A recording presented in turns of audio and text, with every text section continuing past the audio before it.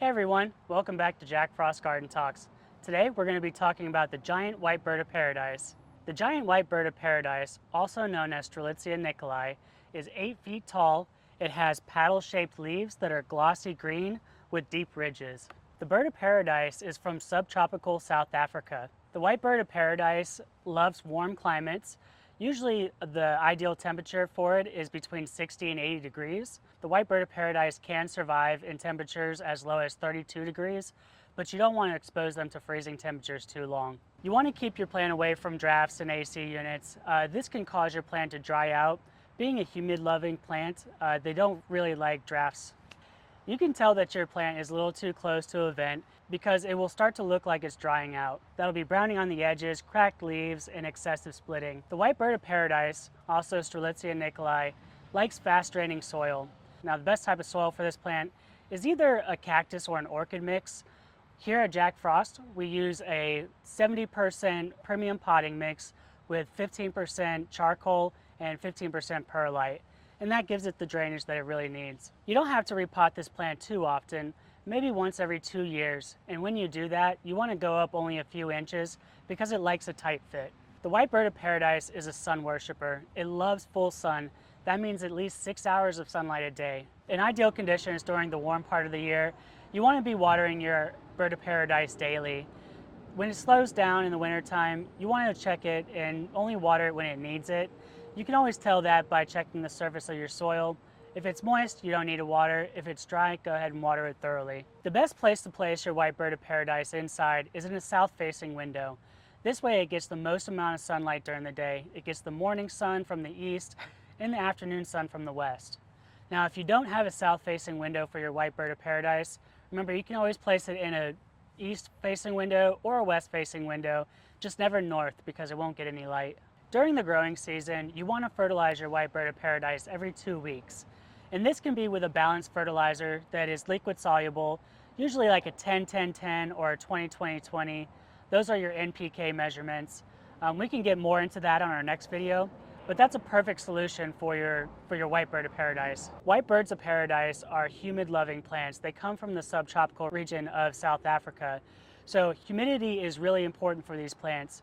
Misting them can help increase the humidity around your plant, and it's perfectly fine to mist your plants daily during the warm season. During the winter time, you won't have to mist as often, but you do want to make sure that your leaves and your plant is staying well hydrated. The white bird of paradise, the leaves split naturally, and this is to help air pass through the leaves.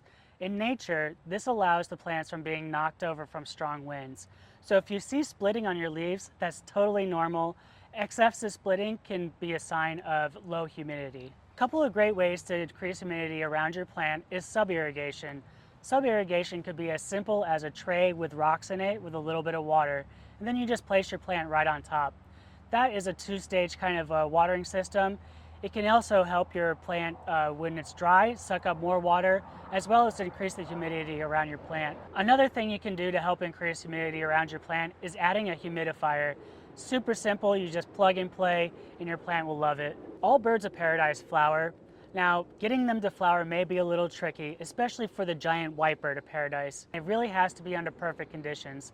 That means perfect watering, lighting, humidity, and nutrients. The white bird of paradise is a beautiful standalone plant. It looks great in a corner of a room to add a tropical vibe, but it can be placed with other plants like monsteras, yucca cane, and money trees. All parts of the plant are toxic. The leaves and stems are mildly toxic, while the flowers are extremely toxic. If this plant is ingested by your children or your pets, you want to make sure you take them to a doctor or a veterinarian right away. The birds of paradise does have a defense system to it.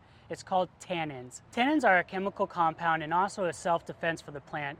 It has a very bitter taste to it, so whenever something ingests this chemical compound, they usually don't ingest anymore. So that's a really safe mechanism for your plants and for your pests and for your people. Most tropical plants are mite and mealybug prone, so this is one of those too. You might see mealybugs, which are tiny white bugs at the base of the leaves, or you might see mites on the underside. These are really easy to get rid of. You just use a little bit of soapy water and a wet cloth and wipe the plant down. Now remember, dust does not settle on the underside of a leaf. If you see something that looks like dust on the underside, that's mites, and you want to make sure you wipe that off. A great way to help prevent pests on these plants is to give them a wipe down. And that can be really simple as just taking a wet, soft cloth and wiping the leaves. This will help keep your plants free of diseases and any pests that you can see.